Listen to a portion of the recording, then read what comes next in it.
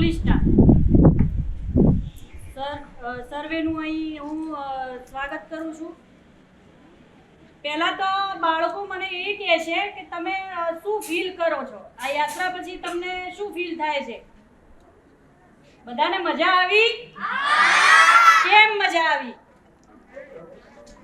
તમારી સ્કૂલમાંથી ઘણી બધી આવી રીતે તમે સરઘસ કાઢતા હોય, ઘણું કરતા હોય, પણ એમાં ને આમાં શું ફરક છે? આમાં સાંભળો હવે મારી વાત, આ એક જે આપણે યાત્રા કાઢી છે એ આપણા દેશ માટે છે, બરાબર? જે આપણો રાષ્ટ્રધ્વજ છે એના માટે છે, આપણા દેશ માટે। અને દેશ ભાવના આપણી અંદર છે જ, પણ એને આપણે વધારે જગાડીએ અને જે બહારના જે આપણા ગામના લોકો છે તો એમને પણ એ વસ્તુ ફીલ થાય કે ભાઈ દેશ શું છે, દેશ ભાવના શું છે, રાષ્ટ્ર શું છે। તમામ વસ્તુ, તમામ ધર્મની પહેલા શું આવે તો દેશ આવે, દેશ ભાવના આપે, બરાબર?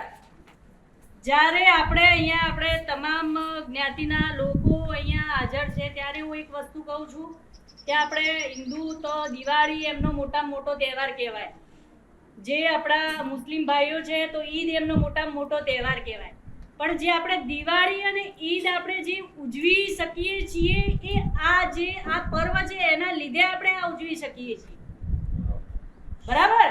જે આપણે 15મી ઓગસ્ટ 1947ના દિવસે જે અંગ્રેજોના અંદરથી આપણે જે આઝાદી મેળવી હતી, અંગ્રેજોએ જે આપણને સ્વતંત્રતા, આપણે એમની ગુલામીમાંથી આપણે સ્વતંત્રતા જે મેળવી હતી, એના પછી એની પહેલાની હિસ્ટ્રી તમે ઇતિહાસ જોશો તો આપણા જે લોકો છે એ સારી રીતે કોઈ તહેવાર ભાઈ ઉજવી નહોતા શકતા।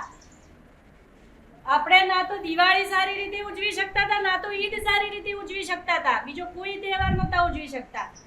પણ આ પર્વ પછી, જે આપણો રાષ્ટ્રનો પર્વ છે એના પછી આપણે આપણા તહેવારો સારી રીતે ઉજવી શકીએ છીએ અને સ્વતંત્રતાથી આપણે રહી શકીએ છીએ।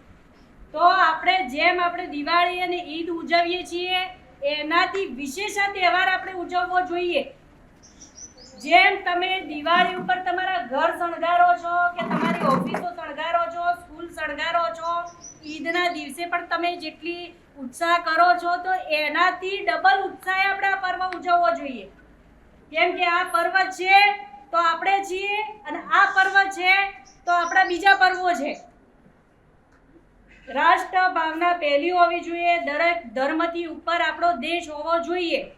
એટલા માટે અત્યારે આપણે આપણા નરેન્દ્રભાઈ મોદી આપણા વડાપ્રધાન છે તો એ આ બધા દેશના પર્વને વધારે મહત્વ આપે છે, કેમ કે આપણે આપણા દેશ માટે તમને ગર્વ હશે, તમને અંદરથી દેશદાજની ભાવના હશે તો તમે બીજા સામે લડી શકશો, તો કમ્પેર કરી। બાકી બહારનું કોઈ પણ વ્યક્તિ આવી અને તમને થોડા ઘણી લાલચ કે તમારું બ્રેન વોશ કરી અને એનો પ્રભાવ તમારી ઉપર પાડી શકે છે। એના માટે જ કોઈ પણ વસ્તુની પહેલા આપણો દેશ હોવો જોઈએ, બરાબર? આનાથી અહીંયા હું સમાપ્ત કરું છું મારી વાણીને।